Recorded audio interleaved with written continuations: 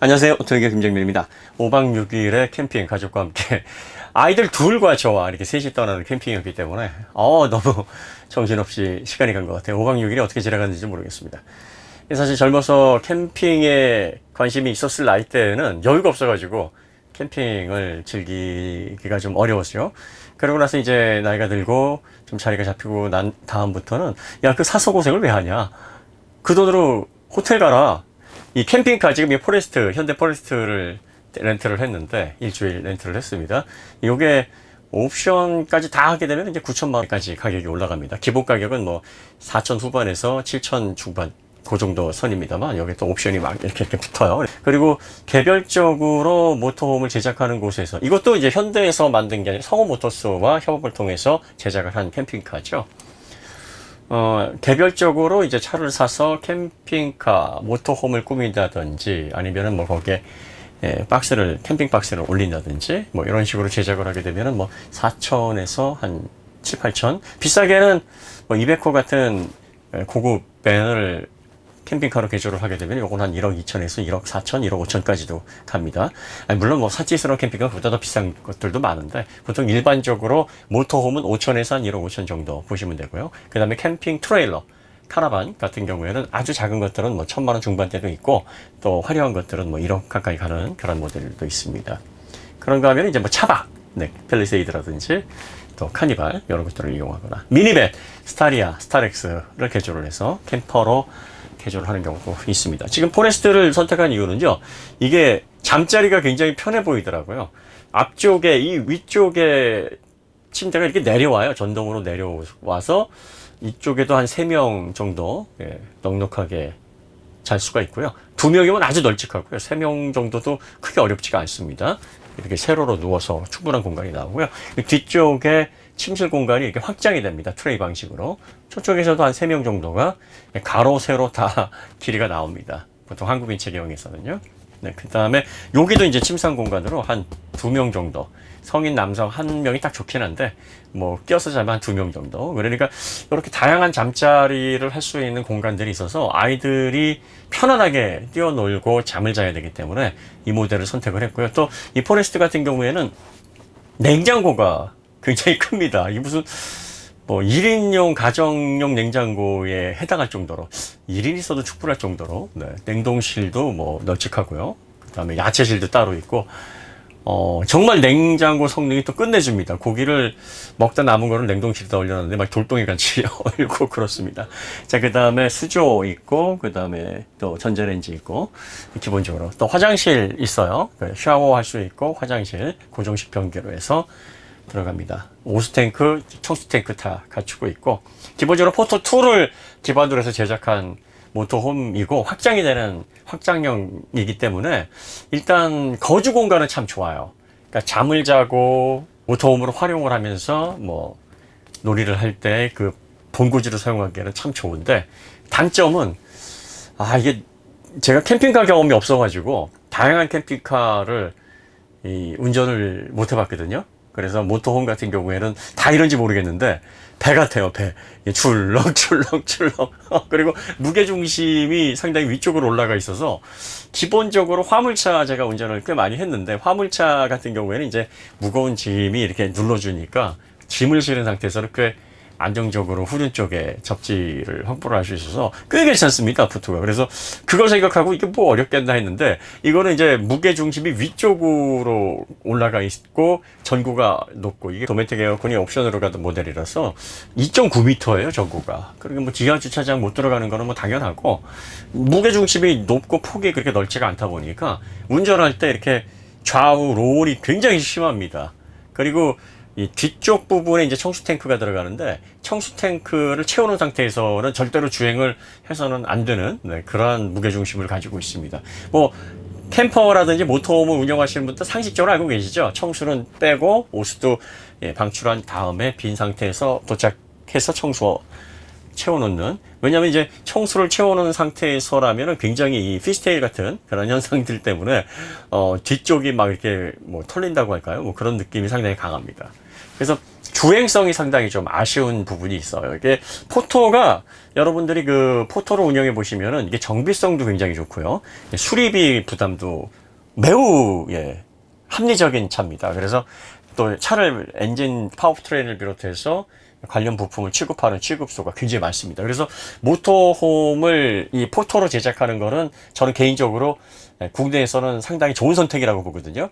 사실 200호 같은 스타일의 멋진 밴이 얹어지거나 스프린터 같은 것들은 뭐 보기에는 좋은데 가격이 워낙 비싸고 관련된 부품들이 뭐 장난 아니거든요. 근데 포토는 어딜 가나 뭐 지방을 가나 뭐 중소도시를 가나 이 포토 관련된 부품들이나 정비를 할 수 있는 그런 서비스를 얼마든지 받을 수가 있습니다. 그리고 제가 포레스트를 선택을 한 이유도 렌터카에서도 서비스, 보험사에서도 서비스를 제공을 하는데 이게 현대에서도 서비스를 또 긴급 출동이라든지 다양한 서비스들을 또 제공을 하기 때문에 긴급할 때 여러 군데에서 서비스를 받을 수 있다는 이점 때문에 이 차를 선택을 했습니다. 그런데 이제 단점은 주행성이 좀 안 좋아요. 그러니까 이 얹어져 있는 모터홈의 사이즈라든지 크기, 편의시설 자체가 이 포토2가 살짝 좀 버거워하는 감당하기는 조금 과한 시설이 지금 얹어져 있어서 이게 주행성에 있어서는 조금, 그래서 가장 안정적으로 주행할 수 있는 속도는 시속 80km 정도라고 보시면 됩니다.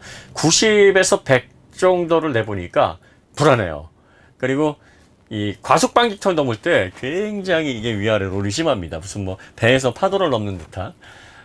또 해보니까 또 이게 나름 재밌더라고요. 그리고 또 이게 상당히 이 내부에 시설이 많아서 롤을 제어해가지고 롤 스테이플리스 강하게 해놓으면은 이런 기기들이 손상이 되거나 소음이 뭐 말도 못하게 일어나니까 물렁물렁하게 할 수밖에 없거든요. 그래서 아마 제 생각으로는 이런 모터홈을 꾸밀 때에는 에어서스가 기본적인 옵션으로 이게 제공이 돼야 될 것 같아요. 에어서스가 이 정도의 사이즈의 중량, 그리고 또 높은 전고에서 생기는 그런 불안한 거동, 이런 것들을 효과적으로 제어할 수 있는 그런 최적의 서스펜션 시스템이라고 보여지는데, 지금 이 포토2에는 이제 그런 에어소스 관련된 장치가 옵션으로 없어요. 이 문제를 다음 버전에서는 조금 이렇게 소비자들에게 에어소스 옵션을 통해서 보다 안정적으로 차고도 높일 필요가 또 상황에 따라서 있거든요. 이 캠퍼 또 모터홈 같은 경우에 이제 바닷가라든지 산 쪽에 좀 자리 좋은 곳에서 자리를 잡기 위해서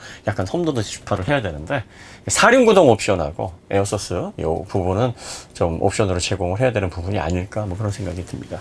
제가 이쪽 분야에 워낙 아는 게 없어가지고 이걸, 그리고 또 포레스트를 빌렸으니까 이걸 리뷰를 해야 되겠다 뭐 이렇게 생각을 했었는데, 애 둘과 함께 캠핑을 하는데 정신이 하나도 없는 거예요. 그 시간이, 리뷰를 할 수 있는 시간이 없어요. 이걸 뭐 그래서 경험을 통해서 이렇게 말씀을 드리다 보면 기본적으로 거주성은 정말 좋아요. 그리고 밤에 휴식하거나 아이들과 함께 실내에서 뭔가 게임을 즐기거나 여가를 즐기는 공간으로서는 꽤 구성이 잘 돼 있습니다.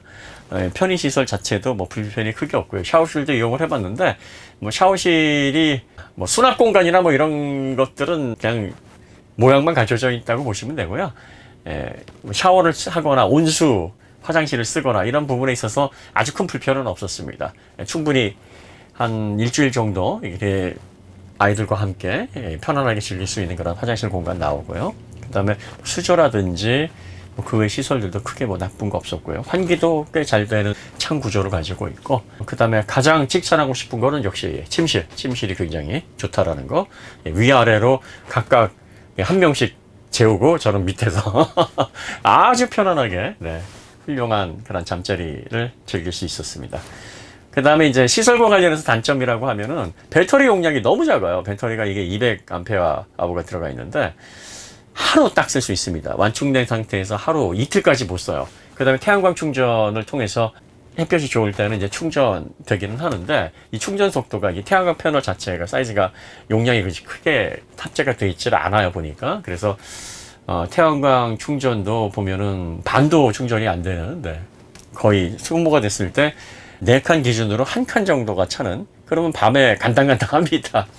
장박을 하기 위해서는 배터리를 교체를 해야 될 것 같아요. 제가 보기에는 한 600A 정도는 돼야, 600Ah 정도는 돼야 200 리튬 이산철 배터리로 해서 이렇게 600Ah가 들어가야 한 3, 4일 정도 전기 걱정 안 하고 사용할 수 있지 않을까, 여기서 이제 옵션으로 제공되는 200A는 그냥 딱 하루용이에요. 전기 사용할 때 너무 이게 아쉽습니다. 오토기어 가톡자님들이 어떻게 조언을 해주셨냐면, 캠핑 초보는 많은 곳을 동선을 만들어서 다니려고 하지 마라. 우왕좌왕하고 시간만 버린다.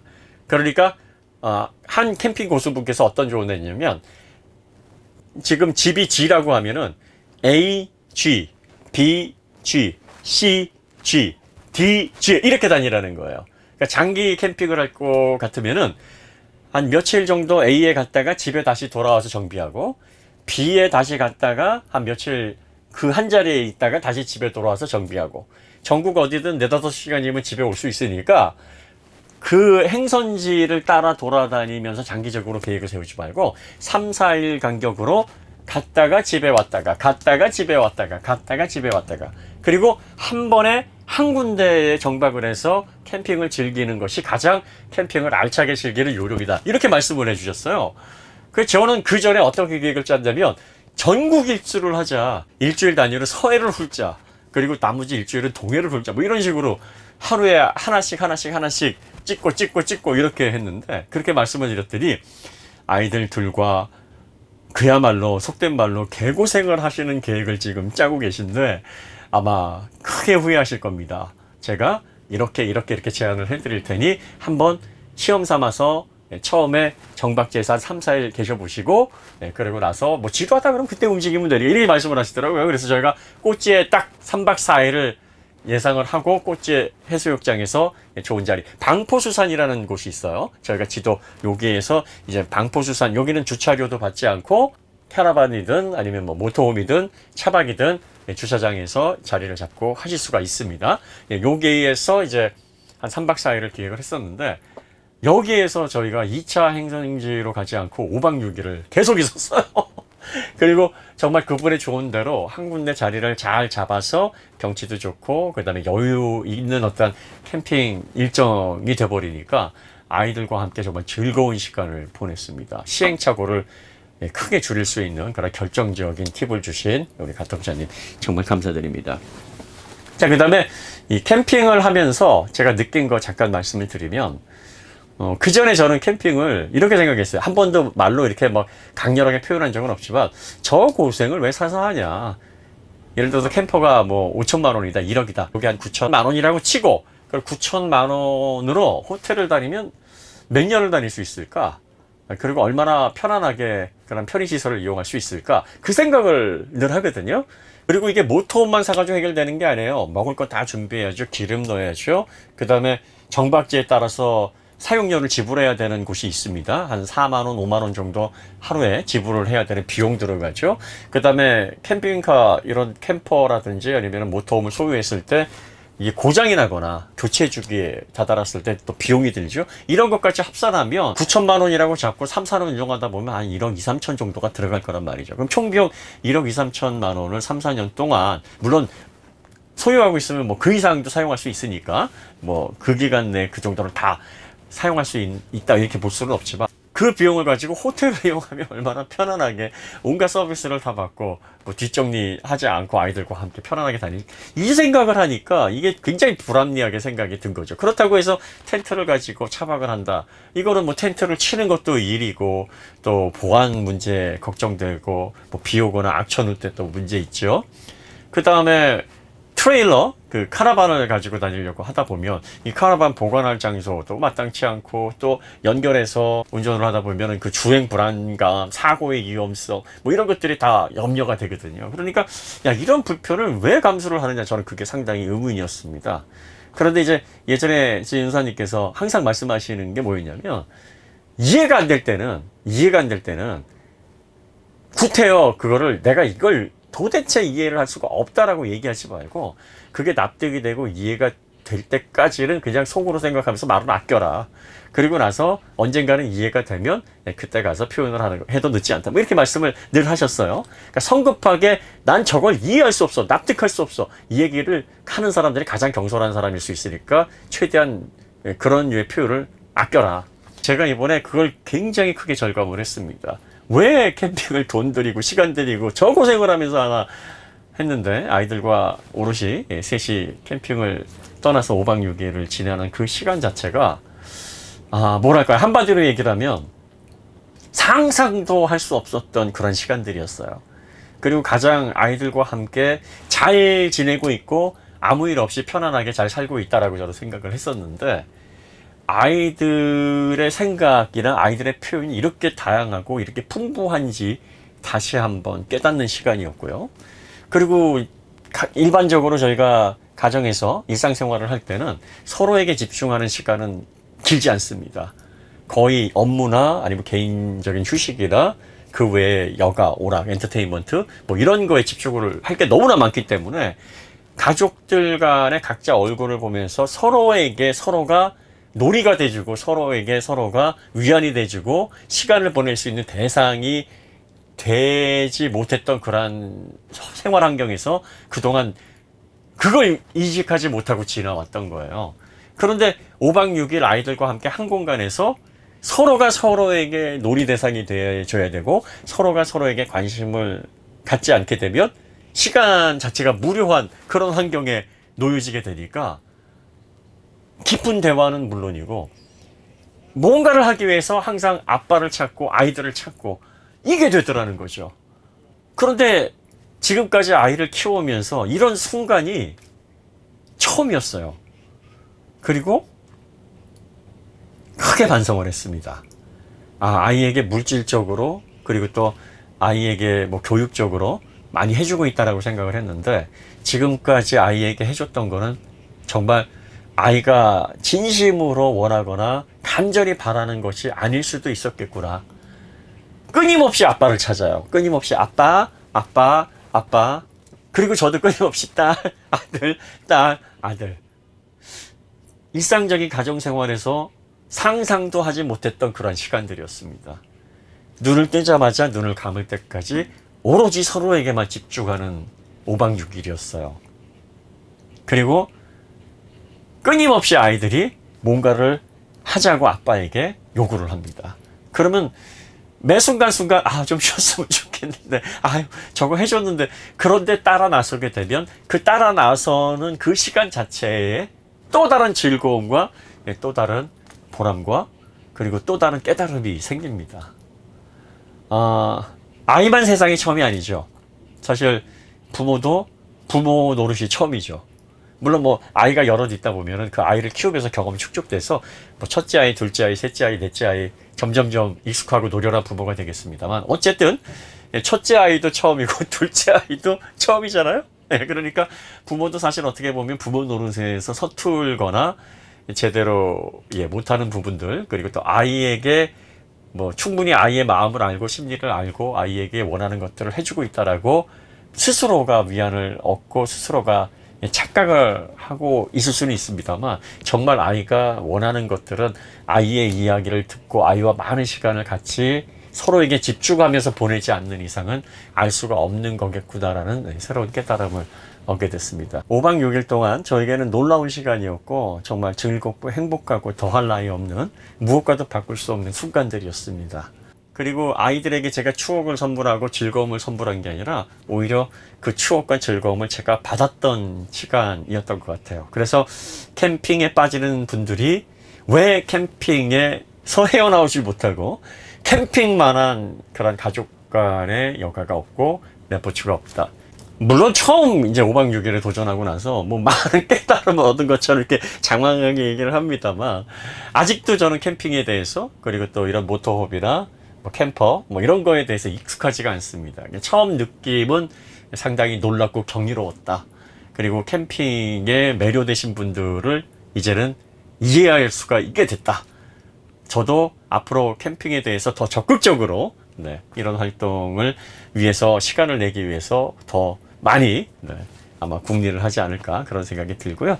포레스터 뭐 장점 단점 뭐 다 섞여져 있는데, 제가 보기에는 5박 6일 동안 기억이 너무 좋아서 그런지 모르겠지만, 그리고 또 이게 첫 경험이라서 그런지 모르겠지만 전 상당히 만족하고 있습니다. 그리고 지금 고민이 이런 캠퍼를 하나, 이런 모터홈을 하나 살까, 아니면은 지하주차장에도 보관이 좋은 스타렉스 캠퍼를 하나 살까, 아니면은 뭐 차박을 할 수 있는 그런 뭐 다른 어떤 방법을 강구를 할까 지금 그 고민을 서서히 하기 시작을 했는데 뭐 몇 번 더 경험을 하다 보면 답이 나오지 않을까 싶습니다. 어쨌든 캠핑 생초보가 아이들 둘과 함께 쉽지 않은 그런 도전이었는데 성공적으로 잘 마치고 건강한 모습으로 1차 캠핑을 마칠 수 있도록 이렇게 많은 조언 해주신 분들께 다시 한번 감사드립니다. 자, 2차 캠핑 계획이 되어 있는데 2차 캠핑은 아마 미니밴, 스타리아 캠퍼 요걸 가지고도 한번 경험을 해봐서 모토홈이 좋을까 스타리아 같은 미니밴 형태의 캠퍼가 좋을까 그걸 아마 제가 고민을 해서 결정을 하는 뭐 그런 경험이 될 것 같은데 그것도 한번 도전을 한번 해보겠습니다.